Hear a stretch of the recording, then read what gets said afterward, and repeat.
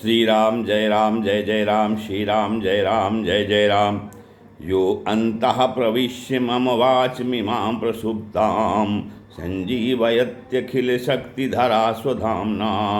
अन्यास्य हस्तचरणश्रवणत्वगादीन् प्राणान् नमो भगवते पुरुषाय तुभ्यम्। ओम श्री सीतारामचंद्राभ्यां नमः, उमामहेश्वराभ्यां नमः। ओम श्री एकादशमुखी दक्षेश्वर दामोदरकासिंहते नमः। ओम श्री सद्गुरु चरण कमलेभ्यो नमः। श्री राम जय जय राम। सत्संग के क्रम में आज श्रीमद् भागवत महापुराण से दसम स्कंद की त्रयोविंशो अध्याय अर्थात 23वें अध्याय कथा है। इसमें यज्ञ पत्नियों पर भगवान कृपा होती है। सुगाल बालों ने कहा, गोपाहोचु राम राम महावीरे कृष्ण दिष्ट निवर्हणा ऐसा वै बाधते छुन्नस तच्छांतिम कर्तुमर्हता। तो कव्वाल बाल कहते हैं कि हे नैनाभिराम बलराम जी, आप बड़े पराक्रमी हो, हमारे चित्त चोर श्याम सुंदर, तुमने बड़े बड़े दुष्टों का संहार किया है। उन्हीं दुष्टों के समान यह भूख भी हमें सता रही है, अतः तुम दोनों इसे भी बुझाने का कोई उपाय करो। तो श्री सुखदेव जी ने कहा कि इति विज्ञापितो गोपैर्भगवान देवकी सुतः भक्ताया विप्रभार्याया प्रसीदन्निदमब्रवीत्। श्री सुखदेव जी ने कहा, परीक्षित, जब ग्वाल बालों ने देवकी नंदन भगवान श्री कृष्ण से इस प्रकार प्रार्थना की, तब उन्होंने मथुरा की अपनी भक्त ब्राह्मण पत्नियों पर अनुग्रह करने के लिए यह बात कही। प्रयात देव यजनम ब्राह्मणा ब्रह्मवादिनः सत्रमांगिरसम नामो या सते स्वर्ग काम्यया। तो कहते हैं, मेरे प्यारे पितरों, यहाँ से थोड़ी ही दूर पर वेदवादी ब्राह्मण स्वर्ग की कामना से आंगिरस नाम का यज्ञ कर रहे हैं। तुम उनकी यज्ञशाला में जाओ। तत्र गत्वोदनं गोपा याचतास्मद्विसर्जिताः कीर्तयन्तो भगवतो आर्यस्य मम चाभिधाम। और हे ग्वाल बालो, मेरे भेजने से वहाँ जाकर तुम लोग मेरे बड़े भाई भगवान श्री बलराम जी का मेरा नाम लेकर कुछ थोड़ा सा भात भोजन की सामग्री मांग लाओ।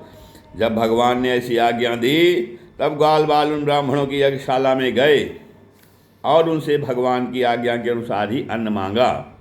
तो पहले उन्होंने पृथ्वी पर गिर कर दंडवत प्रणाम किया और फिर हाथ जोड़कर कहा, ग्वाल बालों ने कहा कि हे भूमि देवाः शृणुतो कृष्णस्यादेशकारिणः प्राप्तान् जानीत भद्रं वो गोपान् नो रामचोदितान्। तो कहते हैं, पृथ्वी के मूर्तिमान देवता ब्राह्मणों, ग्वाल बालों ने कहा, आपका कल्याण हो। आपसे निवेदन है कि हम ब्रज के ग्वाले हैं। भगवान श्री कृष्ण और बलराम की आज्ञा से हम आपके पास आए हैं। आप हमारी बात सुने। भगवान बलराम और श्री कृष्ण गौवें चराते हुए यहाँ से थोड़ी ही दूर पर आए हुए हैं। उन्हें इस समय भूख लगी है और वे चाहते हैं कि आप लोग उन्हें थोड़ा सा भात दे दें। ब्राह्मणों, आप धर्म का मर्म जानते हैं। यदि आपकी श्रद्धा हो तो उन भोजनार्थियों के लिए कुछ भात दे दीजिए। सज्जनों, जिस यज्ञ दीक्षा में पशुबल होती है उसमें और सौत्रामणि यज्ञ में दीक्षित पुरुष का अन्न नहीं खाना चाहिए। इनके अतिरिक्त और किसी भी समय किसी भी यज्ञ में दीक्षित पुरुष का भी अन्न खाने में कोई दोष नहीं है। परीक्षित, इस प्रकार भगवान के अन्न मांगने की बात सुनकर भी उन ब्राह्मणों ने उस पर कोई ध्यान नहीं दिया। वे चाहते थे कि स्वर्ग आदि तुच्छ फल और उनके लिए बड़े बड़े कर्मों में उलझे हुए थे। परंतु सच पूछो तो वे ब्राह्मण ज्ञान की दृष्टि से थे बालक ही, परंतु अपने को बड़ा ज्ञान विद्ध मानते थे। परीक्षित, देश काल अनेक प्रकार की सामग्रियाँ, भिन्न भिन्न कर्मों में विनियुक्त मंत्र, अनुष्ठान की पद्धति, ऋत्विज, ब्रह्मा और यज्ञ कराने वाले, अग्नि देवता, यजमान, यज्ञ, धर्म, इन सब रूपों में एकमात्र भगवान ही प्रकट हो रहे हैं। वे ही इंद्रियातीत परब्रह्म भगवान श्री कृष्ण स्वयं ग्वाल बालों के द्वारा भात मांग रहे हैं। परंतु इन मूर्खों ने, जो अपने को शरीर ही माने बैठे हैं, भगवान को भी एक साधारण मनुष्य माना और उनका सम्मान नहीं किया। परीक्षित, जब उन ब्राह्मणों ने हाँ या ना कुछ नहीं कहा, तब ग्वाल बालों की आशा टूट गई। वे लौट आए और वहाँ की सब बात उन्होंने श्री कृष्ण तथा बलराम से कह दी। उनकी बात सुनकर सारे जगत के स्वामी भगवान श्री कृष्ण हंसने लगे। उन्होंने ग्वाल बालों को समझाया कि संसार में असफलता तो बार बार होती है, उससे निराश नहीं होना चाहिए। बार बार प्रयत्न करते रहो, रहने से सफलता मिल ही जाती है। फिर उनसे कहा, मेरे प्यारे ग्वाल बालो, इस बार तुम लोग उनकी पत्नियों के पास जाओ और उनसे कहो कि राम और श्याम यहाँ आए हैं, तुम जितना चाहो उतना भोजन वे तुम्हें देंगी। वे मुझसे बड़ा प्रेम करती हैं, उनका मन जो है सदा सर्वदा मुझ में लगा रहता है। तो अब की बार ग्वाल बाल पत्नीशाला में गए। वहाँ जाकर देखा तो ब्राह्मणों की पत्नियां सुंदर सुंदर वस्त्र और गहनों से सज धर कर बैठी हैं। उन्होंने द्विज पत्नियों को प्रणाम करके बड़ी नम्रता से यह बात कही, नमो वो विप्र पत्नीभ्यो निबोधत वचांसिनः इतो अविदूरे चरता कृष्णे ने हेषिता वयम। तो आप भी पत्नियों को हम नमस्कार करते हैं और आप कृपा करके हमारी बात सुने। भगवान श्री कृष्ण यहाँ से थोड़ी दूर पर आए हुए हैं और उन्होंने ही हमें आपके पास भेजा है। वे ग्वाल बाल और बलराम जी के साथ गौवें चराते हुए इधर बहुत दूर आ गए हैं। इस समय उन्हें और उनके साथियों को भूख लगी है, आप उनके लिए कुछ भोजन दे दें। परीक्षित, वे ब्राह्मणियाँ बहुत दिनों से भगवान की मनोहर लीलाएं सुनती थीं, उनका मन उनमें लग चुका था। वे सदा सर्वदा इस बात के लिए उत्सुक रहती थी किसी प्रकार श्री कृष्ण के दर्शन हो जाएं। श्री कृष्ण के आने की बात सुनते ही वे उतावली हो गईं। उन्होंने बर्तनों में अत्यंत स्वादिष्ट और हितकर भक्ष्य भोज ले और चोष चारों प्रकार की भोजन सामग्री ले ली तथा भाई बंधु पति पुत्रों के रोकते रहने पर भी अपने प्रीतम भगवान श्री कृष्ण के पास जाने के लिए घर से निकल पड़ी। ठीक वैसे ही जैसे नदियाँ समुद्र के लिए क्यों न हो, न जाने कितने दिनों से पवित्र कीर्ति भगवान श्री कृष्ण की गुण लीला सौंदर्य और माधुर्य आदि का वर्णन सुनकर उन्होंने उनके चरणों पर अपना हृदय निछावर कर दिया था। ब्राह्मण पत्नियों ने जाकर देखा कि यमुना के तट पर नए नए कोपलों से शोभायमान अशोक वन में ग्वाल बालों से घिरे हुए बलराम जी के साथ श्री कृष्ण इधर उधर घूम रहे हैं। उनके सांवले शरीर पर सुनहरा पीताम्बर झिलमिला रहा है, गले में वनमाला लटक रही है और मस्तक पर मोर पंख का मुकुट है। अंग अंग में रंगीन धातुओं से चित्रकारी कर रखी है। नए नए कोपलों के गुच्छे शरीर में लगाकर नट का सा बेस बना रखा है। एक हाथ अपने सखा ग्वाल बालों कंधे पर रखे हुए हैं और दूसरे हाथ से कमल का फूल नचा रहे हैं। कानों में कमल के कुंडल हैं, कपोलों पर घुंघराली अलकें लटक रही हैं और मुख कमल मंद मंद मुस्कान की रेखा से प्रफुल्लित हो रहा है।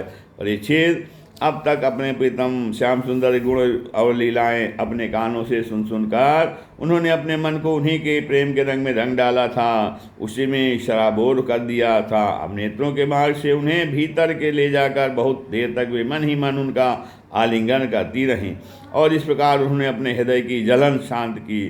ठीक वैसे ही जैसे जागृत और स्वप्न अवस्थाओं की वृत्तियाँ यह मैं यह मेरा इस भाव से चलती रहती हैं, परंतु सुषिप्त अवस्था में उसके अभिमानी प्राग को पाकर उसी में लीन हो जाती हैं और उनकी जलन मिट जाती है।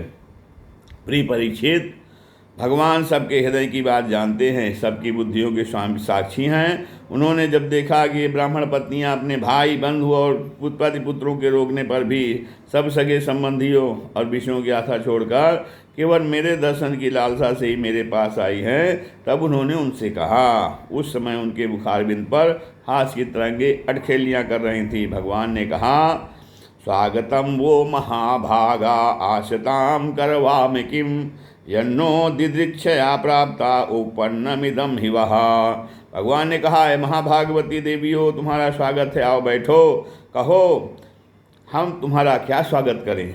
तुम लोग हमारे दर्शन की इच्छा से यहाँ आई हो या तुम्हारे जैसे प्रेमपूर्ण हृदय वालों के योग्य ही है?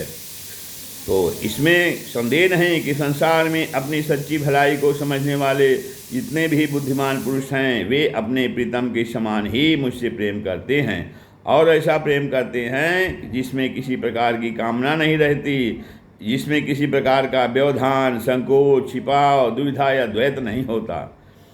प्राण, बुद्धि, मन, शरीर, स्वजन, स्त्री, पुत्र और धन आदि संसार की सभी वस्तुएं जिसके लिए और जिसकी सन्निधि से प्रिय लगती हैं, उस आत्मा से, परमात्मा से, मुझ श्री कृष्ण से बढ़कर और कौन प्यारा हो सकता है?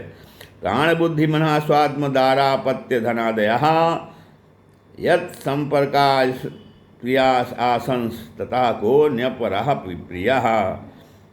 तो कहते हैं कि प्राण, बुद्धि, मन, शरीर, स्वजन, स्त्री, पुत्र, धन आदि संसार सभी वस्तुएं जिसके लिए और जिसकी सन्निधि से प्रिय लगती हैं, उस आत्मा से, परमात्मा से मुझ श्री कृष्ण से बढ़कर और कौन प्यारा हो सकता है।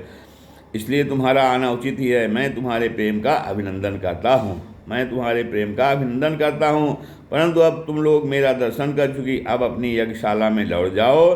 तुम्हारे पति ब्राह्मण गृहस्थ हैं, वे तुम्हारे साथ मिलकर ही अपना यज्ञ पूर्ण कर सकेंगे। तो पत्नियों ने कहा, मैवं विभो अर्हति भवान गदितुं नृशंसं सत्यं कुरुष्व निगमं तव पादमूलं प्राप्ता वयं तुलसीदास दाम पदावशिष्टम केशय निवोधिमतिलंघे समस्त बंधून। प्राणपतियों ने कहा, अंतर्यामी श्याम सुंदर, आपकी आवाज़ निष्ठुरता से पूर्ण है, आपको ऐसी बात नहीं कहनी चाहिए। श्रुतियाँ कहती हैं कि जो एक बार भगवान को प्राप्त हो जाता है उसे फिर संसार में नहीं लौटना पड़ता। हाँ, आप अपनी यह वेदवाणी सत्य कीजिए। हम अपने समस्त सगे संबंधियों की आज्ञा का उल्लंघन करके आपके चरणों में इसलिए आई हैं कि आपके चरणों से गिरी हुई तुलसी की माला अपने केशों में धारण करें। स्वामी, गृहन्ति नो न पतयः पितरौ सुता वा न भ्रातृबन्धु सुहृदा कुतेव नाचाने तस्माद् भवत्प्रपदयो पतितात्मनाम्नो नान्या भवेद् गतिररिन्दम तद्विदेहि विधेहि। तो हे स्वामी, अब हमारे पति, पुत्र, माता पिता, भाई बंधु, स्वजन संबंधी हमें स्वीकार नहीं करेंगे, फिर दूसरों की तो बात ही क्या है। वी शिरोमणे, अब हम आपके चरणों में आ पड़ी हैं, हमें और किसी का सहारा नहीं है, इसलिए अब हमें दूसरों की शरण में न जाना पड़े, ऐसी व्यवस्था कीजिए। भगवान श्री कृष्ण ने कहा, पत्यो नाभ्यसूयेरन् पितृभ्रातृसुतादयः लोकाश्चवो मयोपेता देवा अप्यनुमन्वते। हे देवी, तुम्हारे पति, पुत्र, माता पिता, भाई बंधु कोई भी तुम्हारा तिरस्कार नहीं करेंगे, उनकी तो बात ही क्या, सारा संसार तुम्हारा सम्मान करेगा। इसका कारण है अब तुम मेरी हो गई हो, मुझसे युक्त हो गई हो। देखो न, ये देवता मेरी बात का अनुमोदन कर रहे हैं। और देवियों, इस संसार में मेरा अंग संग ही मनुष्यों में मेरी प्रीति अनुराग का कारण नहीं है, इसलिए तुम जाओ, अपना मन मुझ में लगा दो, तुम्हें बहुत शीघ्र मेरी प्राप्ति हो जाएगी। श्री सुखदेव जी कहते हैं कि इत्युक्त्वा द्विजपत्न्यस्ता यज्ञवाटं पुनर्गताः ते चानसूयवाश्वाभिः स्त्रीभिः शत्रमपारयन्। श्री सुखदेव जी कहते, परीक्षित, जब भगवान ने इस प्रकार कहा तब वे ब्राह्मण पत्नियां एक शाला में लौट आईं। उन ब्राह्मणों ने अपनी स्त्रियों में तनिक भी दोष दृष्टि नहीं कि उनके साथ मिलकर अपना यज्ञ पूरा किया। उन स्त्रियों में से एक को आने के समय ही उसके पत्नी ने बलपूर्वक रोक लिया था। इस पर उस ब्राह्मण पत्नी के भगवान के वैसे ही स्वरूप का ध्यान किया जैसा कि बहुत दिन से सुन रखा था। जब उसका ध्यान जम गया तब मन ही मन भगवान का आलिंगन करके उसने कर्म के द्वारा बने हुए अपने शरीर को छोड़ दिया। शुद्ध सत्व में दिव्य शरीर से उसने भगवान की सन्निधि प्राप्त कर ली। भगवान अभि गोविंदस्तेनैवानेन गोपकान् चतुर्विधेना सहित्वा स्वयं च बुभुजे प्रभु। इधर भगवान श्री कृष्ण ने ब्राह्मणियों के लाए हुए उस 4 प्रकार के अन्न से पहले ग्वाल बालों को भोजन कराया, फिर उन्हें स्वयं भी भोजन किया। परीक्षित, इस प्रकार लीला मनुष्य भगवान श्री कृष्ण ने मनुष्य की सी लीला की और अपने सौंदर्य, माधुर वाणी तथा कर्मों से गौवें, ग्वाल बाल और गोपियों को आनंदित किया और स्वयं भी उनके अलौकिक प्रेम रस का आस्वादन करके आनंदित हुए। परीक्षित, इधर जब ब्राह्मणों को यह मालूम हुआ कि श्री कृष्ण तो स्वयं भगवान हैं, तब उन्हें बड़ा पछतावा हुआ। वे सोचने लगे कि जगदीश्वर भगवान श्री कृष्ण और बलराम की आज्ञा का उल्लंघन करके हमने बड़ा भारी अपराध किया है। वे तो मनुष्य की सी लीला करते हुए भी परमेश्वर ही हैं। तो जब उन्होंने देखा कि हमारी पत्नियों के हृदय में तो भगवान का अलौकिक प्रेम है और हम लोग उससे बिल्कुल रीते हैं, तब वे पछता कर अपनी निंदा करने लगे। धिग जन्म नस्त्रिविद विद्याम धिग व्रतम धिग बहुज्ञताम धिक कुलम धिक कियादाक्षम विमुखाये त्वधोक्षदे। तो वे कहने लगे, हाय हम भगवान श्री कृष्ण से विमुख हैं, बड़े ऊंचे कुल में हमारा जन्म हुआ, गायत्री ग्रहण करके हम द्विजात हुए, वेदाध्ययन करके हमने बड़े बड़े यज्ञ किए, परंतु वह सब किस काम का? धिक्कार है, धिक्कार है, हमारी विद्या व्यर्थ गई, हमें हमारे व्रत बुरे सिद्ध हुए, हमारी इस बहुगता को धिक्कार है। ऊंचे वंश में जन्म लेना, कर्मकांड में निपुण होना, किसी काम न आया, इन्हें बार बार धिक्कार है। नूनम भगवतो माया योगिनाम अपि मोहिनी यद्वयम गुरुवो नृणाम स्वार्थे मुहिया महे द्विजात। कहते हैं निश्चय ही भगवान की माया बड़े बड़े योगियों को भी मोहित कर लेती है, तभी तो हम कहलाते हैं मनुष्यों के गुरु और ब्राह्मण, परंतु अपने सच्चे स्वार्थ और परमार्थ के विषय में बिल्कुल भूले हुए हैं। हाँ, कितने आश्चर्य की बात है, देखो तो सही। यद्यपि स्त्रियाँ हैं तथा जगत गुरु भगवान श्री कृष्ण में इनका कितना अगाध प्रेम है, अखंड अनुराग है। उसी से इन्होंने गृहस्थी की वह बहुत बड़ी फांसी भी काट डाली, जो मृत्यु के समय भी नहीं करती। इनके न तो द्विजात के योग यज्ञोपवीत संस्कार हुए हैं, और न तो इन्होंने गुरुकुल में ही निवास किया है, न इन्होंने तपस्या की है, और न तो आत्मा के संबंध में ही कुछ विवेक विचार किया है। उनकी बात तो दूर रही, इनमें न तो पूरी पवित्रता है और न तो शुभ कर्म ही है। फिर भी समस्त योगेश्वरों के ईश्वर पुण्य की भगवान श्री कृष्ण चरणों में इनका दृढ़ प्रेम है, और हमने अपने संस्कार किए हैं, कुल में निवास किया है, तपस्या की है, आत्मानुसंधान किया है, पवित्रता का निर्वाह किया है तथा अच्छे अच्छे कर्म किए हैं, फिर भी भगवान के चरणों में हमारा प्रेम नहीं है। सच्ची बात यह है कि हम लोग गृहस्थी के काम धंधों में मतवाले हो गए थे, अपनी भलाई और बुराई को बिल्कुल भूल गए थे। हो भगवान की कितनी कृपा है, भक्त वत्सल प्रभु ने गाल वालों को भेजकर उनके वचनों से हमें चेतावनी दी, अपनी याद दिलाई।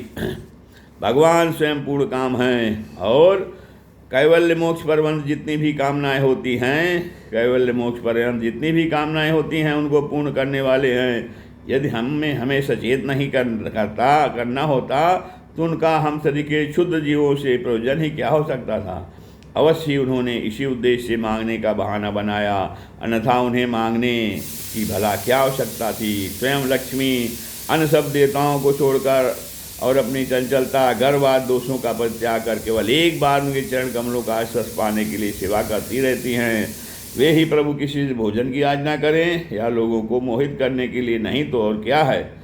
देश काल पृथक पृथक सामग्रियाँ, उन कर्मों में विनियुक्त मंत्र, अनुष्ठान की पद्धति, ऋत्विज, अग्नि देवता, यजमान, यज्ञ और धर्म सब भगवान के ही स्वरूप हैं। वे ही योगेश्वरों के भी ईश्वर भगवान विष्णु स्वयं श्री कृष्ण के रूप में यदुवंशियों में अवतीर्ण हुए हैं। यह बात हमने सुन रखी थी, परंतु हम इतने मूढ़ हैं कि उन्हें पहचान ना सके। यह सब होने पर भी हम धन्याधिधन्य हैं, हमारे अभाग्य हैं, तभी तो हमें वैसी पत्नियां प्राप्त हुई हैं। उनकी भक्ति से हमारी बुद्धि भी भगवान श्री कृष्ण के अविचल प्रेम से युक्त हो गई है। प्रभो, आप अचिंत और अनंत ऐश्वर्यों के स्वामी हैं। श्री कृष्ण आपका ज्ञान अबाध है, आपकी ही माया से हमारी बुद्धि मोहित हो रही है और हम कर्मों के पचड़े में भटक रहे हैं। हम आपको नमस्कार करते हैं। वे आदि पुरुषोत्तम भगवान श्री कृष्ण हमारे इस अपराध को क्षमा करें, क्योंकि हमारी बुद्धि उनकी माया से मोहित हो रही है और हम उनके प्रभाव को न जानने वाले अज्ञानी हैं।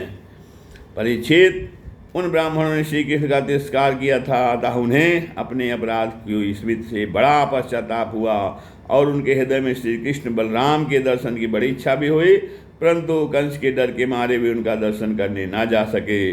इति श्रीमद्भागवते महापुराणे परमहंस्यां संहितायां दशमस्कन्धे पूर्वार्धे यज्ञपत्नुद्धरणं नाम त्रयोविंशोऽध्यायः। श्रीराम जय राम।